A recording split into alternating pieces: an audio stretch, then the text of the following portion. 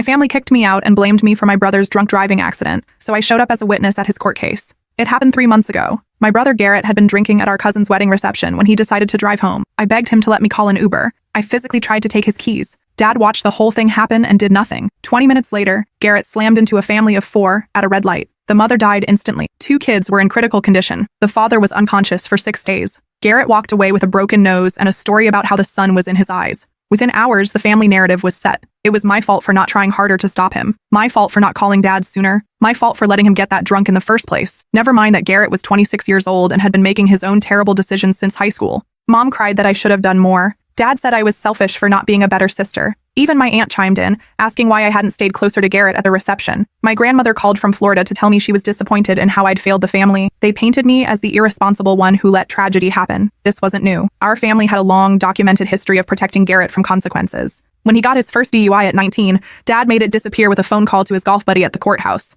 When he totaled his car racing drunk through downtown at 21, insurance covered it, and we never spoke about it again. When he put a kid in the hospital during a bar fight at 23, Dad's lawyer made it go away with a settlement and a sealed record. There were smaller incidents, too, that painted a clear pattern. The time he crashed through Mrs. Peterson's fence while drunk and Dad paid for repairs plus extra money to keep her quiet. The semester he failed out of college because he was too hungover to attend classes, until Dad donated a new computer lab, and Garrett's grades mysteriously improved. The job he lost for showing up drunk to a client meeting, until Dad called in favors and got him rehired at a different company with better pay. The incident at Tommy's bar, where Garrett started a fight that sent 3 people to the emergency room. Dad's lawyer negotiated settlements with all the victims before charges could be filed. The time he drove his car into the public fountain downtown while drunk, causing thousands in damage. The city somehow decided it was a mechanical failure, rather than driver error. Every time, the family closed ranks. Every time, I was told to keep quiet and support my brother through his difficulties. Every time, consequences evaporated like morning mist. But this time was different. This time, someone died. The victim was named Patricia Wells. She was 34, a kindergarten teacher who volunteered at the animal shelter on weekends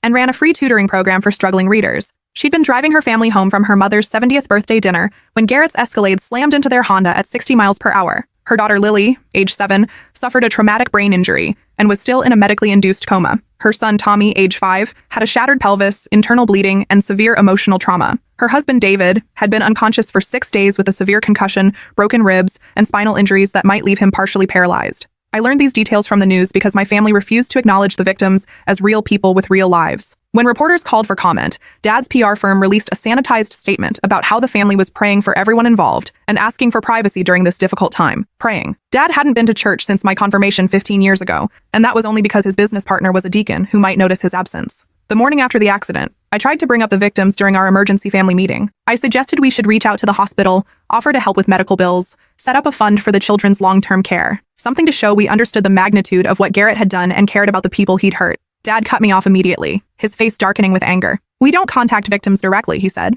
"That's what lawyers are for. Any communication could be construed as an admission of liability and used against us in court." Mom nodded along like she always did when Dad spoke. "We have to think about Garrett's future now," she said. "He didn't mean for this to happen. It was an accident. But he chose to drink and drive," I said. "He chose to ignore everyone who tried to stop him. He chose to get behind the wheel when he could barely stand up straight. Accidents happen." My Aunt Patricia chimed in from across the room. "Pointing fingers and assigning blame won't help anyone now. What's done is done." I stared at them in disbelief. A woman was dead. Children were fighting for their lives in intensive care. A husband might be permanently disabled, and all they could think about was protecting Garrett from facing the consequences of his actions. This pattern continued for weeks while the Wells family struggled with funeral arrangements and impossible medical decisions. Patricia's life insurance barely covered the funeral costs, and David was facing months of recovery time without any income. The medical bills for the children were already approaching 6 figures, with no end in sight. The Wells family started a GoFundMe to help with basic expenses. I found myself checking it obsessively, watching the donations trickle in from strangers while my family spent more on Garrett's legal defense than the Wells family would see in years. I suggested our family should make a substantial donation to help them. Dad looked at me like I'd suggested setting our house on fire. "That would be an admission of liability," he said. "Our lawyers would have our heads. Besides, they have insurance for medical expenses." But their insurance was terrible, with massive deductibles and lifetime caps that were already being approached. David's job at the electrical company provided basic coverage, but nothing close to what was needed for traumatic brain injury rehabilitation and spinal surgery. So instead of helping the victims, my family poured money into image management. They hired not just Garrett's defense attorney, but a crisis communication firm to monitor social media and plant sympathetic stories in local news outlets. They had a team of people working full-time to protect Garrett's reputation, while the Wells family faced bankruptcy. The contrast was obscene and got worse every day. The final straw came when Dad hired Margaret Thornfield, widely regarded as the best defense attorney money could buy in the state. She had a reputation for getting wealthy defendants reduced sentences by any means necessary, and she specialized in high-profile cases where public sympathy needed to be carefully managed, along with legal strategy. During a family meeting at our house, she laid out their comprehensive approach. The goal wasn't to prove Garrett's innocence. That was impossible with his blood alcohol level at twice the legal limit and multiple witnesses. The goal was to minimize his culpability by spreading blame to other family members and creating reasonable doubt about his intent. They planned to argue that Garrett had been pressured to drink by family members who should have been watching him more carefully, specifically his sister, who had a responsibility to prevent this tragedy. They were going to throw me under the bus to save Garrett's skin. Thornfield, a sharp woman in an expensive suit, spread documents across our dining room table like a general planning a military campaign. "These are the witness statements I need from each of you," she said. Consistent stories about shared responsibility and family drinking culture that led to this tragic outcome. I picked up the papers with growing horror. According to their version of events, I had been drinking heavily throughout the evening. I had been encouraging Garrett to drink more because I wanted a party companion and didn't want to be the only one getting intoxicated. I had failed to intervene when I saw him becoming dangerously drunk because I was too busy flirting aggressively with married men and causing family drama that distracted everyone from Garrett's condition. Every single word was a complete fabrication. "You want me to commit perjury?" I asked, my voice barely above a whisper. "It's not perjury," Thornfield said smoothly, like she'd answered this question 1,000 times before. "It's presenting the events from a perspective that shows shared culpability rather than individual malice. Families party together. Sometimes things get out of hand. No one person should bear all the responsibility for a tragic outcome that everyone contributed to." When I objected more forcefully, Dad exploded with a fury I'd rarely seen from him. "You failed your brother when he needed you most," he shouted. "Now you want to abandon him again when he's facing the worst crisis of his life? This family has always protected each other. That's what families do. That's what loyalty means." "But what about their family?" I asked, thinking of the devastating news footage. David Wells sitting beside his unconscious daughter's hospital bed, holding her small hand while machines kept her alive. His father-in-law starting fundraisers because the medical bills were already bankrupting them. "That's not our problem," Dad said coldly. "Our problem is keeping your brother out of prison where he doesn't belong. Our problem is protecting this family's future and reputation." Mom dabbed her eyes with a tissue, playing her usual role as the emotional manipulator. "Please, honey," she said in her most wounded voice. "Garrett needs us now more than ever. He's already lost so much. Don't let him lose his sister too. Don't tear this family apart when we should be coming together." I looked around the room at my family members. Uncle Raymond nodding along enthusiastically with Dad's logic. My younger sister Whitney looking terrified but not speaking up against the plan. My cousin Derek already signing his prepared statement without even reading it thoroughly. My Aunt Patricia agreeing that family loyalty demanded whatever sacrifices were necessary. They were all willing to lie under oath to protect Garrett.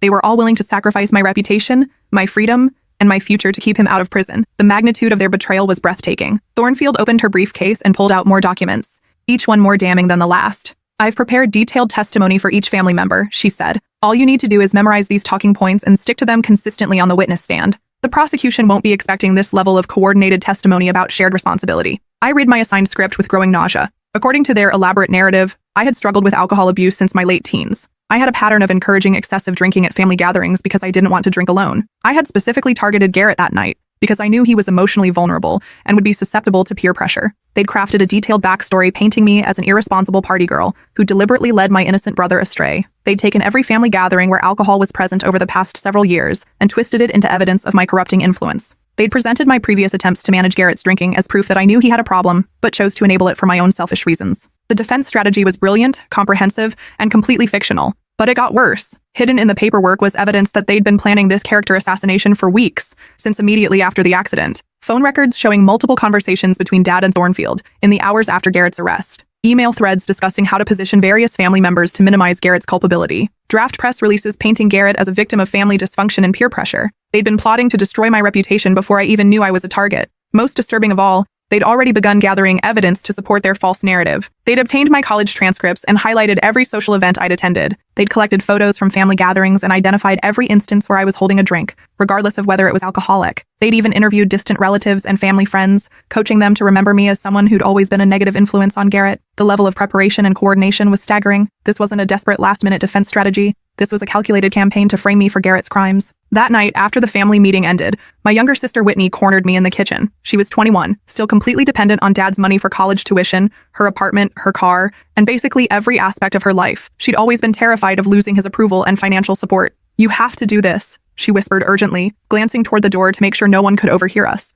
"Dad will disown you completely if you don't cooperate. He's already talking about changing his will and cutting off your trust fund." "What about Patricia Wells?" I asked. "What about her kids who might never recover from their injuries?" Whitney's face hardened in a way that reminded me uncomfortably of Dad's expression when he was making business deals. "That's not our responsibility," she said. "Garrett didn't mean for anyone to get hurt. It was a terrible accident, but sending him to prison won't bring that woman back to life. Intent doesn't matter when someone's dead," I replied. And this wasn't an accident. Garrett made a deliberate choice to drive drunk, just like he's made that choice dozens of times before. She grabbed my arm tightly, her nails digging into my skin. "You don't understand what's really at stake here," she said. "If Garrett goes to prison, it destroys everything. Dad's business reputation, Mom's social standing, my college prospects, our family's entire future. One mistake shouldn't be allowed to ruin all of our lives." "One mistake?" I stared at her in disbelief. This isn't Garrett's first DUI. It's not even his third or fourth. Dad's been covering up his drunk driving incidents for almost a decade. Whitney's grip tightened painfully. "That's exactly why we can't abandon him now," she said. "We're all complicit in what happened. If the truth comes out about Dad's connections and all the previous cover-ups, we'll all go down with Garrett. The whole family will be destroyed." For the first time, I understood the real stakes of the situation. This wasn't just about protecting Garrett from prison. This was about protecting Dad from potential prosecution for obstruction of justice and corruption. This was about protecting the family's wealth and social position. This was about maintaining a system of privilege that had allowed them to operate above the law for years. And they expected me to sacrifice myself completely to keep that corrupt system intact. The next morning, Dad called me into his study for what he called a final conversation about family loyalty. The same room where he'd orchestrated every previous cover-up, where he'd taught both Garrett and me that money could solve any problem, and family loyalty mattered more than truth or justice. He closed the heavy oak door and gestured to the leather chair across from his massive desk, the same chair where I'd sat at age 16 when he'd explained why Garrett's assault charges were being mysteriously dropped, where I'd listened at 18 when he'd detailed how Garrett's academic probation would be quietly reversed through strategic donations, where I'd learned that our family lived by completely different rules than everyone else. "I need to know you're with us," he said without any preamble or pleasantries. "I'm with the truth," I replied simply. His jaw tightened visibly, and I could see the anger building behind his eyes. "The truth is that this family protects each other no matter what," he said.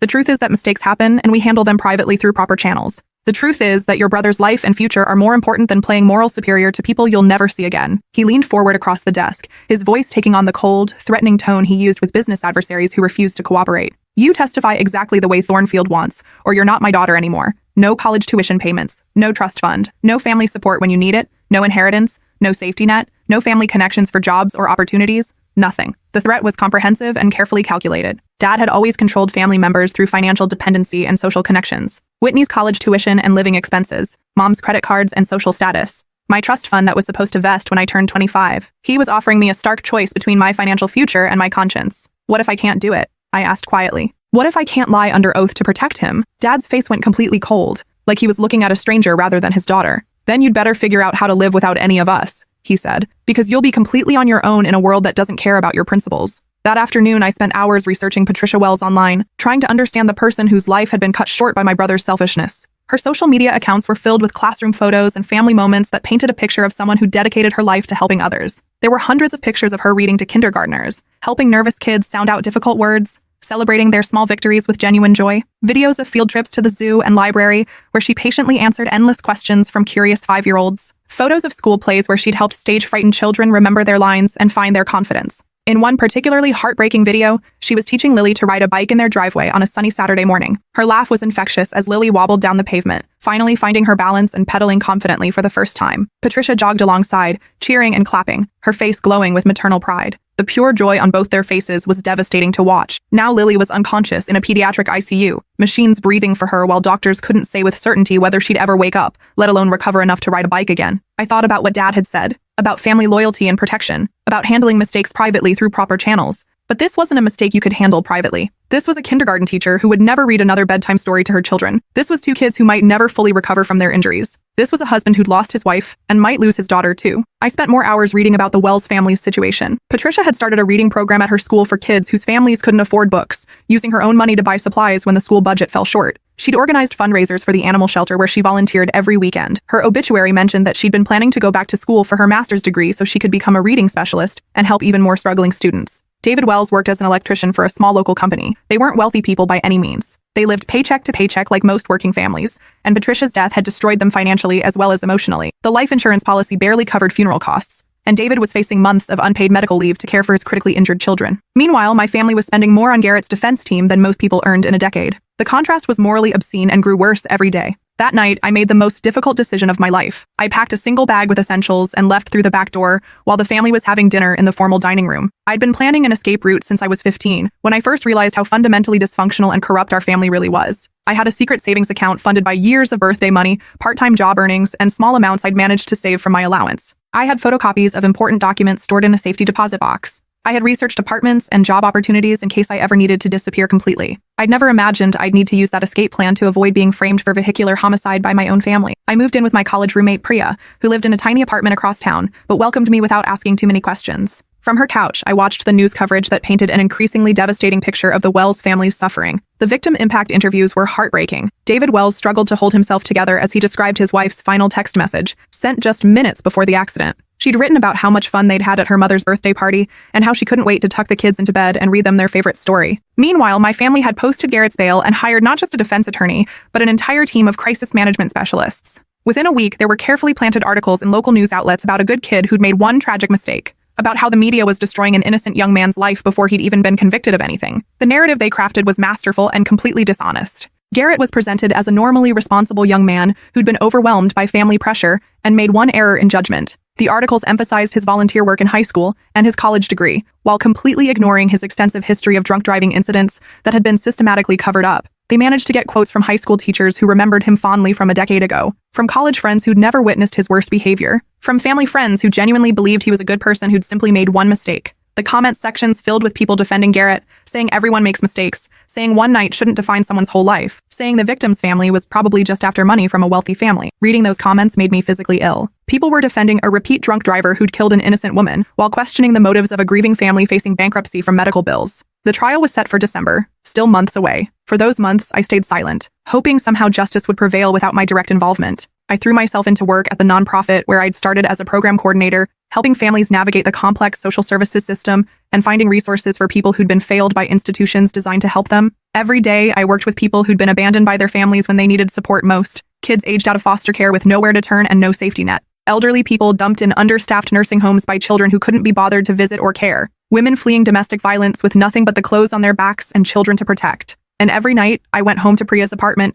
and felt guilty for having choices and opportunities they'd never had. The case dominated local news for months, with regular updates on the victim's conditions that were increasingly grim. Lily remained in a coma for 7 weeks before gradually regaining consciousness. When she finally woke up, the extent of the brain damage was devastating. She couldn't speak clearly, couldn't walk without assistance, couldn't remember basic facts about her own life or family. Tommy's physical injuries healed faster than expected, but the emotional trauma was severe and getting worse. He had violent nightmares every night, screaming for his mother who would never come. He refused to get in cars and had panic attacks whenever he heard sirens or sudden loud noises. David struggled with survivor's guilt and severe depression while trying to care for 2 critically injured children alone. He'd lost his job because he couldn't maintain regular hours with the kids' overwhelming medical needs. The family was surviving on disability payments and charitable donations that barely covered their basic living expenses. Meanwhile, Garrett was living comfortably in my parents' house, attending therapy sessions that Dad's premium insurance covered, working at a job Dad had arranged through his business connections. He'd lost his license, but that didn't matter, since he had a family driver taking him wherever he needed to go. The contrast was morally revolting and grew more obscene every day. Then I learned the full scope of their defense strategy through an unexpected source. Priya's boyfriend worked as a paralegal at a firm that occasionally did business with Thornfield's office.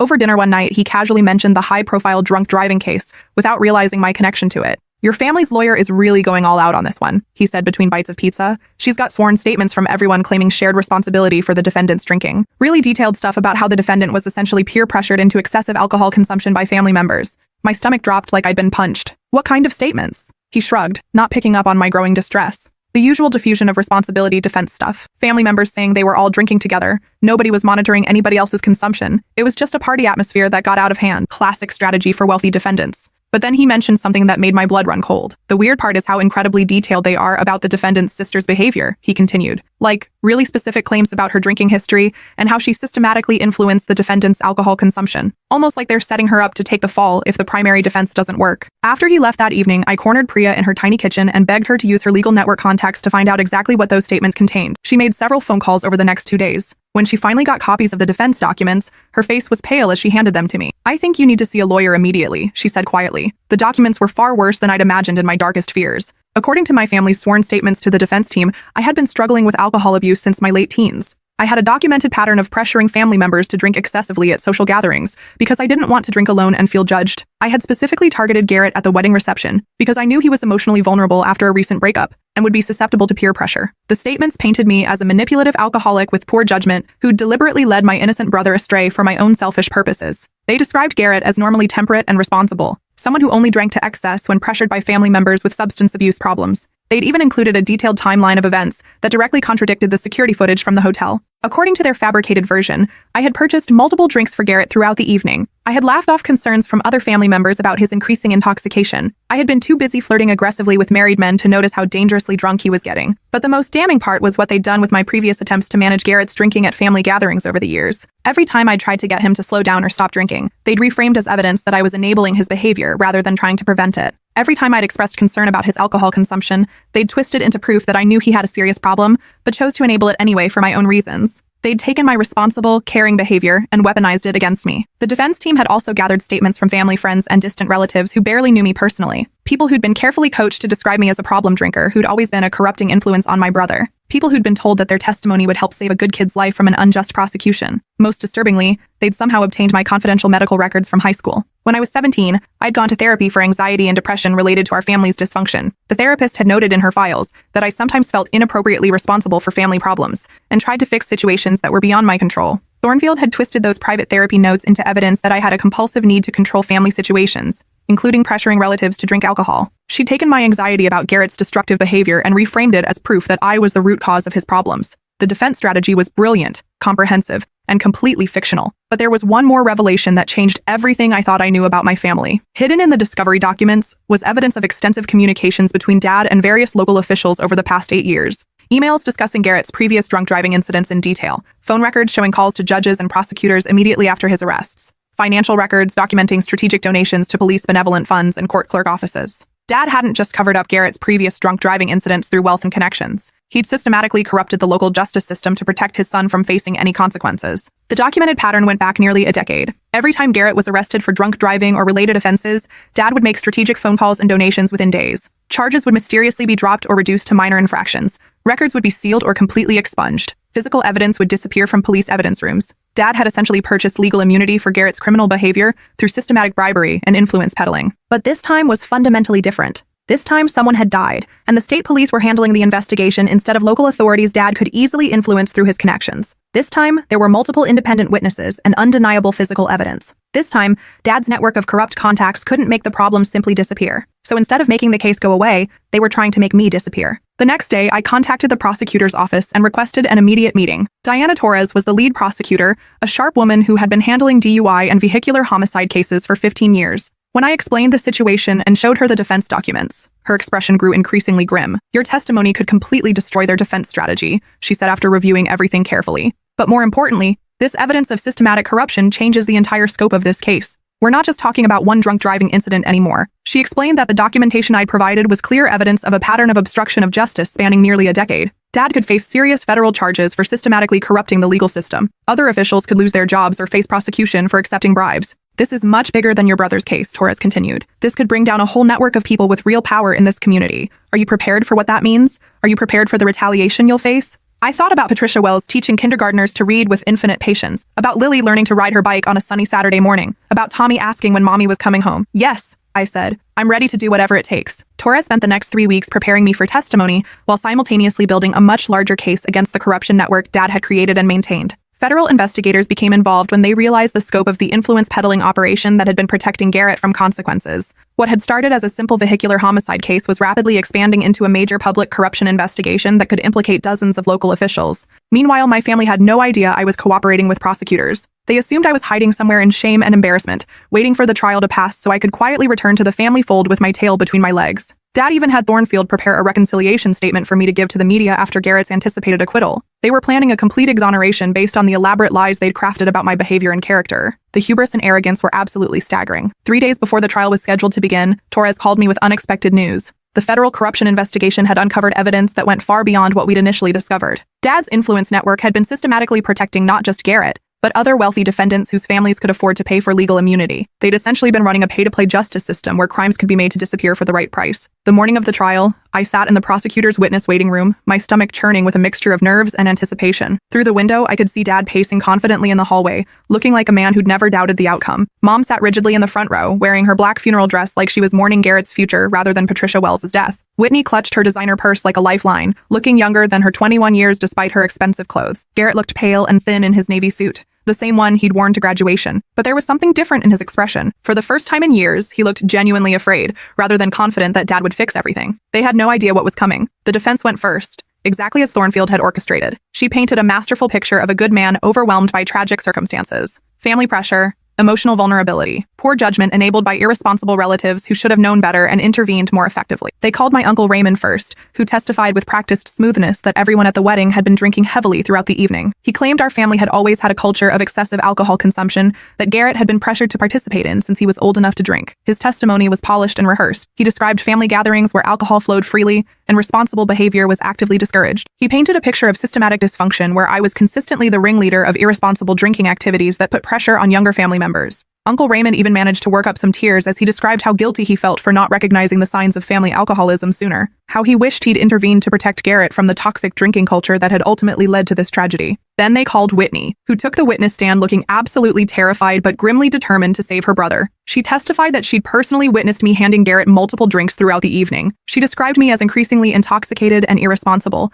someone who'd always been a corrupting influence on her older brother. Watching my little sister lie under oath to save Garrett was like being repeatedly stabbed in the chest. She avoided eye contact with me completely as she recited the script Thornfield had prepared. Her voice shook with nerves, but she delivered every fabricated detail with apparent conviction. Whitney testified about previous family gatherings, where she claimed I'd pressured both her and Garrett to drink more than they were comfortable with. She painted me as someone who became aggressive and manipulative when people tried to refuse alcohol I'd offered them. They called my cousin Derek, who claimed I'd been drinking heavily at family gatherings since high school. He painted an elaborate picture of me as a family enabler who'd systematically taught Garrett that excessive drinking was normal and acceptable behavior. Derek even testified about specific incidents that had never happened, times when I'd allegedly bought alcohol for underage family members, occasions when I'd driven drunk myself and encouraged others to do the same, complete fabrications that sounded convincing coming from a family member with no apparent motive to lie. The testimony built a comprehensive narrative of shared culpability and family dysfunction. According to their coordinated version of events, Garrett was clearly a victim of systematic family pressure, rather than the perpetrator of a deliberate crime. Finally, they called Mom to deliver the emotional climax of their defense strategy. She took the stand wearing the same black dress she'd worn to her own mother's funeral, tears streaming down her face from the moment she was sworn in. Thornfield asked her to describe the family dynamics around alcohol consumption over the years. Mom dabbed her eyes with a tissue, her voice breaking with practiced emotion. "We've always been such a close family," she said, "maybe too close for our own good.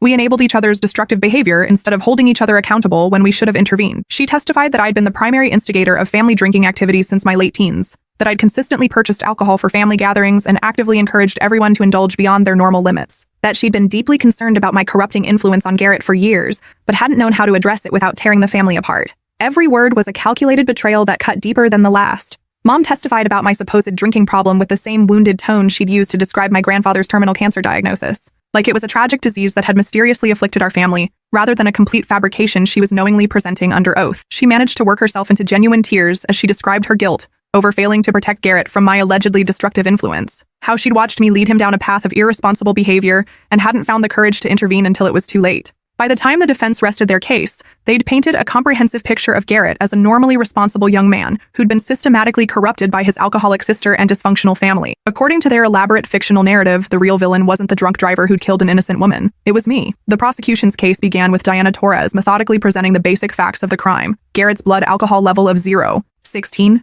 twice the legal limit, the speed of impact that had destroyed the Wells family's vehicle, the devastating injuries that had changed their lives forever, the clear, undeniable evidence of vehicular homicide. But then Torres did something the defense wasn't expecting. Instead of immediately calling witnesses to testify about the crash itself, she began presenting evidence of Garrett's extensive pattern of previous drunk driving incidents that had been systematically covered up. The jury learned about the DUI at 19 that had mysteriously disappeared from his criminal record within weeks, the hit-and-run incident in college that had been inexplicably reduced to a minor parking violation, the accident that had hospitalized a teenager, resulting in a sealed settlement rather than criminal charges. Torres showed financial records documenting Dad's strategic donations to various law enforcement organizations, always made shortly after Garrett's arrests. She presented email communications between Dad and court officials, explicitly discussing case disposition. She played recorded phone calls where Dad had openly discussed trading political favors for dropped charges. The documented pattern was absolutely undeniable. For 8 years, Dad had been systematically corrupting the justice system to protect Garrett from facing any consequences for his criminal behavior. The jury sat in stunned silence as Torres revealed the scope of the corruption network. Judges who'd received campaign contributions in exchange for favorable rulings, prosecutors who'd been offered lucrative job opportunities in exchange for plea deals, police officials who'd been given business contracts in exchange for lost evidence. Dad hadn't just protected Garrett from individual consequences. He'd essentially purchased legal immunity for his son through systematic bribery and influence peddling that had corrupted the entire local justice system. Then Torres called her surprise witness. When my name was announced, The courtroom went completely silent. Dad's confident expression collapsed into shock and horror. Mom gasped audibly and grabbed the railing in front of her. Whitney stared at me with a mixture of terror and disbelief. Garrett looked directly at me with an expression I couldn't interpret. I walked slowly to the witness stand, feeling the weight of every eye in the packed courtroom. The bailiff administered the oath, and my voice was steady as I stated my full name for the court record. Torres approached with a gentle smile that couldn't hide the steel determination underneath. Ms. Anderson, can you please describe the events of your cousin's wedding reception on the evening in question? I told the complete truth. How Garrett had started drinking heavily during the cocktail hour and continued consuming alcohol throughout dinner. How he'd gotten increasingly aggressive and loud, making inappropriate comments to other guests and family members. How I'd repeatedly tried to get him to slow down his drinking and he'd pushed me away, calling me a controlling witch in front of the entire table. I described approaching the hotel bartender and explicitly asking him to cut Garrett off from further alcohol service. How the bartender had agreed, but Garrett had simply moved to a different bar area to continue drinking. How I'd followed him throughout the evening, desperately trying to convince him to switch to water or food. I testified in detail about the moment when he stumbled toward the parking lot with his car keys in hand. How I'd followed him outside, begging him to wait for an Uber or taxi. How I'd physically grabbed his arm to try stopping him, and he'd shoved me so violently that I fell into the gravel parking lot, tearing my bridesmaid dress and scraping my palms bloody. Most importantly, I testified about Dad's active role in enabling the tragedy. Torres showed the hotel's security footage to the jury on large screens. There I was, clearly visible trying to stop Garrett from driving. There was Dad, easily recognizable in the background, watching the entire confrontation unfold and making absolutely no move to help me or intervene. But then, Torres showed additional footage that the defense team didn't know existed. Video of a conversation between Dad and Garrett that had occurred 15 minutes after I'd been violently pushed away. Dad approaching Garrett's car, talking through the driver's side window, and ultimately handing over the keys he'd initially confiscated during our confrontation. The jury watched in stunned, horrified silence as Dad deliberately enabled the very behavior I'd been desperately trying to prevent. He gave him the keys back, I testified, my voice growing stronger with each word. After everything that had happened, after witnessing how dangerously intoxicated Garrett was, after watching him physically assault me for trying to intervene, Dad gave him explicit permission to drive home drunk. The impact on the courtroom was immediate and devastating. Several jury members leaned forward in their seats with expressions of shock. One woman covered her mouth in horror. The packed gallery erupted in whispers and gasps that the judge had to gavel into silence. Torres continued methodically, presenting comprehensive evidence of our family's long-standing pattern of enabling Garrett's increasingly destructive behavior. Police reports from his previous drunk driving incidents that had been mysteriously dropped or reduced. Settlement agreements from civil cases that had been sealed with confidentiality clauses. Academic records showing he'd been placed on probation multiple times before strategic donations resulted in grade changes. She showed medical records from Garrett's previous alcohol-related accidents where charges had never been filed despite clear evidence of impairment. Insurance claims that had been quietly paid out without proper investigation. A comprehensive paper trail documenting Dad's systematic use of wealth and influence to protect Garrett from facing any consequences. Torres presented evidence of the extensive corruption network Dad had built and maintained over nearly a decade. The carefully timed donations to police benevolent funds that preceded dropped charges. The substantial contributions to judicial campaigns that resulted in consistently favorable rulings. The lucrative business relationships with prosecutors who consistently offered plea deals far below standard sentencing guidelines. The scope of the systematic corruption was absolutely breathtaking. Dad hadn't just protected Garrett from individual consequences for his crimes. He'd essentially purchased complete legal immunity for his son's criminal behavior through comprehensive bribery and influence peddling operations. Then came Thornfield's cross-examination, which she approached with barely controlled fury. Her entire carefully crafted defense strategy had just been completely demolished, and she knew it. But she was too experienced and skilled to let her anger show to the jury. She tried desperately to paint me as a bitter, vindictive sister, seeking revenge for years of perceived family favoritism. She asked why I hadn't called the police immediately if I was genuinely concerned about Garrett driving intoxicated. Why I hadn't followed him in my own car to try preventing the accident. Why I was betraying my own family instead of supporting them through this tragic crisis. Because I was 23 years old and terrified, I answered honestly. Because my family had systematically taught me that supporting Garrett meant enabling his destructive behavior, not stopping it. Because I was raised to believe that family loyalty meant covering up crimes and corruption, not preventing them or seeking justice. Thornfield pressed harder, desperately trying to salvage something from the wreckage of her defense strategy. Isn't it true that you've harbored deep resentment toward your brother for years? That your family's financial support of him made you jealous and vindictive enough to fabricate testimony? I looked directly at Garrett as I answered her question. I loved my brother deeply, I said. But real love doesn't mean covering up someone's mistakes when those mistakes destroy innocent lives. Real love doesn't mean enabling destruction and calling it family protection. She asked repeatedly about my motivations for testifying against my own family, about whether I'd been contacted by the victim's family or their lawyers, about whether I expected any financial benefit or personal advantage from my testimony. No, I said firmly to each accusation. I'm here because Patricia Wells deserved so much better than a family that systematically covers up drunk driving. I'm here because Lily and Tommy Wells deserve justice more than Garrett deserves protection from the consequences of his deliberate choices. Thornfield made one final desperate attempt to discredit my testimony by referencing the false statements my family had provided about my supposed drinking problems and corrupting influence, but Torres immediately objected, and the judge sustained it. The defense had no credible evidence to support their character assassination because all their supposed evidence was completely fabricated. During a brief recess, Dad cornered me in the courthouse hallway, his face purple with uncontrolled rage. "How could you do this to your own family?" he hissed, grabbing my arm hard enough to leave bruises. "After everything we've done for you, after all the money we've invested in your future." I yanked my arm free from his painful grip. "You mean after all the money you've spent covering up Garrett's crimes while innocent people suffered?" His hand raised as if to strike me, but the court bailiff immediately stepped between us. "Is there a problem here?"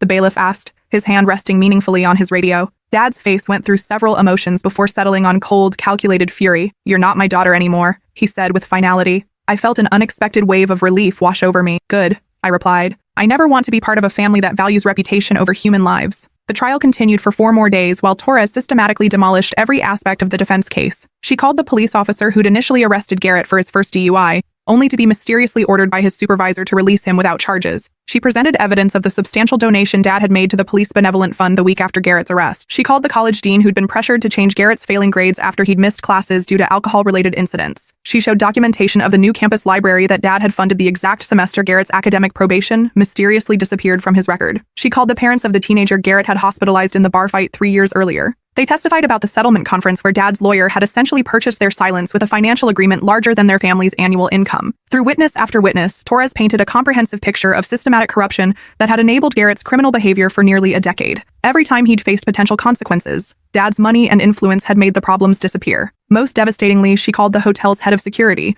who testified that Dad had approached him on the night of the wedding. He'd asked detailed questions about the camera system and whether footage from the parking lot could be accidentally deleted or corrupted. Dad had attempted to destroy evidence before anyone even knew there was evidence to destroy. On the final day of testimony, David Wells took the witness stand. He was still thin and pale, obviously struggling with his own injuries and the trauma of losing his wife. He spoke slowly and carefully, as if each word required tremendous physical and emotional effort. He testified about Patricia's lifelong dream of opening a literacy center for underprivileged children who couldn't afford books or tutoring, about 7-year-old Lily's excitement about starting 2nd grade and learning cursive writing, about 5-year-old Tommy's obsession with dinosaurs and his insistence that Mommy read him paleontology books every night before bed. David described the moment he'd regained consciousness in the hospital 5 days after the accident, asking for his wife and being gently told she hadn't survived. The moment he'd learned that his daughter might never wake up from her coma. The devastating realization that their family would never be whole again. He spoke about the financial devastation that had compounded their emotional trauma, how Patricia's modest life insurance policy had barely covered funeral expenses, how his job at the electrical company didn't provide adequate health insurance for the specialized care his children needed, how medical bills were already approaching $500,000 with no end in sight. When he finished his testimony, the courtroom was completely silent except for muffled crying from the gallery. Torres played a voicemail Patricia had left for her sister the day before she died. She'd been excited about a new reading program she wanted to implement at school. She'd talked enthusiastically about taking the kids camping that weekend, and maybe surprising them with a puppy for Christmas. Her voice was warm and full of life, full of plans and dreams that would never be realized because of Garrett's selfish choices. The jury deliberated for 9 hours over 2 days. When they finally returned to the courtroom, the tension was suffocating. The foreman stood and read the verdict with a steady voice. Guilty on all counts. Vehicular homicide in the 1st degree, aggravated assault, DUI, reckless endangerment. The judge scheduled sentencing for the following week, allowing time for victim impact statements and character testimony. She listened to heartbreaking statements from Patricia's family about the permanent hole in their lives. David Wells spoke about the daily struggle of caring for 2 severely injured children while grieving his wife. Then my family was permitted to speak on Garrett's behalf during the sentencing phase. Dad took the witness stand and blamed everyone except the person who'd actually committed the crimes. He blamed me for not trying harder to physically restrain Garrett. He blamed the hotel for serving alcohol to obviously intoxicated guests. He blamed the city for poor traffic light timing. He even blamed the Wells family for being in the intersection at that particular moment. He never once acknowledged that Garrett had made deliberate choices to drink excessively and drive while intoxicated. He never expressed genuine remorse for the family his son had destroyed. Mom's testimony was somehow even worse. She cried about her baby boy potentially going to prison, about how he'd always been sensitive and emotional, prone to making poor decisions when he was stressed or upset, about how this tragedy was tearing their family apart through no fault of their own. She talked about Garrett like he was the primary victim of the entire situation. When it was time for sentencing, the judge looked directly at Garrett with an expression of disgust. "You have shown absolutely no remorse for your actions throughout this entire proceeding," she said. "Your family has spent weeks trying to blame everyone except you for the choices you made. You have never once acknowledged the pain you've caused or taken responsibility for your deliberate decision to drive while severely intoxicated." She sentenced Garrett to 22 years in state prison, maximum sentence allowed under the guidelines, with no possibility of parole for at least 15 years. As court officers led him away in handcuffs and shackles, Garrett looked back at me one final time. For just a moment, I thought I saw something different in his eyes. Not anger or betrayal, but something that might have been understanding. Maybe even a flicker of relief that someone had finally told the truth. Outside the courthouse, David Wells approached me with his father-in-law and sister-in-law beside him. Their faces showed a mixture of grief and relief. "Thank you," he said simply, his voice thick with emotion. Patricia deserved justice. Our children deserved justice. I nodded, unable to speak through the tears I'd been holding back for months. She deserved so much more than justice, I whispered. She deserved to watch her children grow up. David's father-in-law, a gruff man with calloused hands from decades of construction work, squeezed my shoulder gently. "You did the right thing," he said. "That took more courage than most people will ever have." As they walked away to face reporters, I saw a small group of Patricia's former students and their parents who'd attended the trial. One little girl, maybe 6 years old, tugged on her mother's dress and pointed at me. "Is that the lady who helped catch the bad man?" she asked innocently. Her mother looked mortified, but I knelt down to the girl's level. "I helped tell the truth," I said gently. "That's what Mrs. Wells would have wanted everyone to do." The girl nodded solemnly. "My mommy says telling the truth is always right, even when it's really hard, even when it's the hardest thing you'll ever do." I agreed. 6 months after the sentencing, I received a letter from Garrett at the state correctional facility. The envelope was thin, the return address showing the maximum security prison where he was beginning his sentence. Inside was a single page, his handwriting shaky but legible. "You were right about everything. I'm sorry it took me this long to see what I really was. Thank you for not letting me get away with it anymore. I've started attending AA meetings and working toward my GED. Maybe someday I can become someone Patricia Wells would have been able to forgive. Maybe I can become worthy of the second chance she'll never get. I know I don't deserve your forgiveness, but I'm grateful you chose truth over family loyalty when they couldn't coexist." I kept that letter in my desk drawer, next to a newspaper clipping about Lily Wells slowly recovering from her brain injury. She was back in school now, working with special education teachers to relearn basic skills. She still couldn't remember everything about her life before the accident, but she was alive and making progress every day. A year after the trial, I received an invitation to a memorial ceremony for Patricia Wells. Her husband David was opening the literacy center she'd dreamed of, funded by donations from across the country, and staffed by volunteer teachers who wanted to continue her work. I drove 3 hours to attend the dedication ceremony. David Wells spoke about his wife's unwavering belief that every child deserved access to books and learning opportunities. He talked about how the center would be her living legacy, helping children for generations to come. At the reception afterward, I met several of Patricia's former students who were now in 2nd and 3rd grade. 5- and 6-year-olds who still remembered her reading them stories and helping them sound out difficult words. Parents who credited her patience and dedication with giving their children confidence and love of learning. One little girl, maybe 7 years old with pigtails and a missing front tooth, approached me shyly. "Are you the lady who made sure the bad man went to jail?" she asked. Her mother started to pull her away, but I smiled and knelt down. "I helped make sure everyone told the truth about what happened," I said. "That's what your teacher Mrs. Wells would have wanted." The girl nodded seriously. "She was the best teacher ever. She made reading fun." "I'm sure she did,"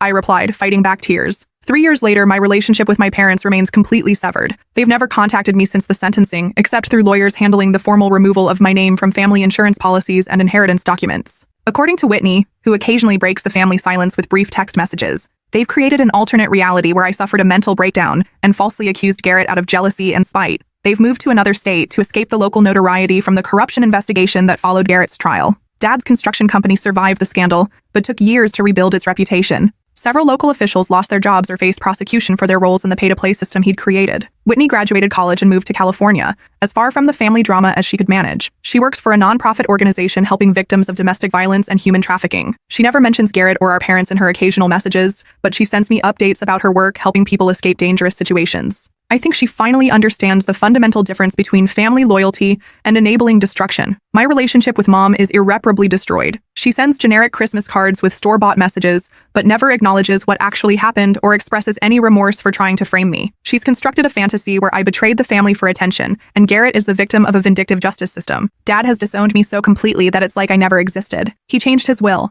removed me from all family financial accounts, and even had my name removed from the family headstone in the cemetery. As far as he's concerned, I died the day I chose truth over family protection. Sometimes I wonder if I made the right choice. If there might have been another way to handle the situation that wouldn't have required destroying every family relationship I'd ever had. But then I think about Patricia Wells reading bedtime stories to her children with infinite patience and love. About Lily learning to ride her bike on a sunny Saturday morning, her mother jogging alongside and cheering. About all the kindergartners who will never have Patricia as their teacher, because my brother decided his convenience was more important than their teacher's life. And I remember that choosing justice over family loyalty wasn't a betrayal of love. It was the most loving thing I could possibly do. Real love doesn't mean covering up crimes or enabling destructive behavior. It doesn't mean sacrificing innocent people to protect guilty ones. It doesn't mean maintaining systems of corruption and privilege at the expense of truth and justice. Real love means holding people accountable for their actions, even when it costs you everything else you thought mattered. Patricia Wells deserved a sister-in-law who would tell the truth about what happened, even when that truth destroyed everything I'd previously believed about family loyalty. She deserved justice more than Garrett deserved protection from the consequences of his deliberate choices. And sometimes,